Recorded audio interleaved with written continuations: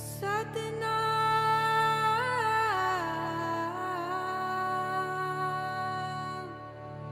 Satnam, Satnam.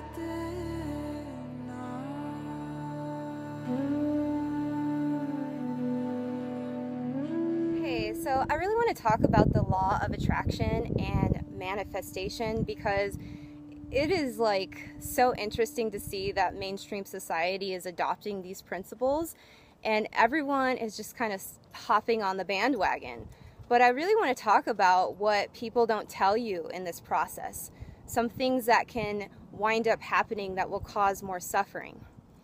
So I am excited that, the shift in consciousness is happening.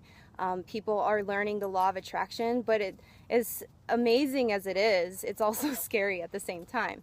But that's okay because we all learn through, experience. We all learn through our failures. We all have made extreme mistakes in this lifetime. And so why not? Let's learn some more. But one thing I want to tell you, maybe you can avoid this because it happened to me. I started to get ahead of myself because I was seeing things happening. I was like, you know what? I can do this. And that's the point where we are susceptible to our ego taking over. And what happened with me is I manifested something amazing in my life, something that I really wanted for a long time. And no one was going to tell me that I couldn't have this one thing. Now, in the back of my head, Spirit was giving me messages. I was hearing guidance, but my ego was tuning it out. You see, I was like unable to align with divine will because my ego had stepped in as the driving force. Now, as my desire for this one specific thing grew and grew, I became obsessed. I became like totally just, my ego had already planned for this thing to come into my life. So lo and behold, as time goes on, I manifest this thing into my life. It shifts everything, my lifestyle, my livelihood, it was a big one. I was like super proud of myself and I'm like, oh my God, I literally can make anything happen. But something in it was so empty. Something in it was so unfulfilling and it was unhealthy for me.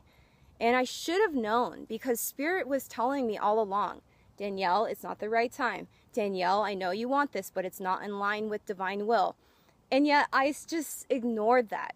If there's something that you are fixated on that you have to have, maybe it's a house, maybe it's a friend or a relationship, no matter what it is, check in with Spirit. Ask your guides in meditation and prayer. It's like we need to make sure that we, are in line. If you're not, you're just setting yourself up for suffering. So back to the story of me manifesting this big thing into my life.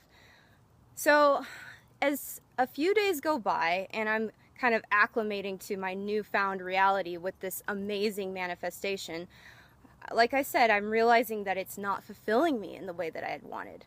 It's almost like the divine wasn't backing it. And so it had lost vitality. It had lost life force. You know what I mean? So long story short, I ended up losing this thing. This thing left my life 3 days after I manifested it into my life. And it was catastrophic. It changed everything. I was completely depleted. It's almost like the universe came and wiped me out and was like, you're done. Don't do this again. It's almost like the universe came and just slapped me on the hand and was like, and I was like, shit, damn, and I couldn't deny it at that point. I couldn't deny that my ego had totally sabotaged everything for me. So I basically had to go to the end of the line, so to speak, and start over again. And so if I could, deter anyone from making this mistake is check in with Spirit. See if your manifestation is in line with divine will or if it's in line with your ego.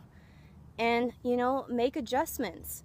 So, and don't be like me. Don't make that mistake. Even though these mistakes are extremely beneficial for my growth, and I learned it and I will never make it again. I learned from it, but hopefully I can deter you or somebody else from making that same mistake. So that's my message for today. Thank you so much for watching, and until my next video, peace.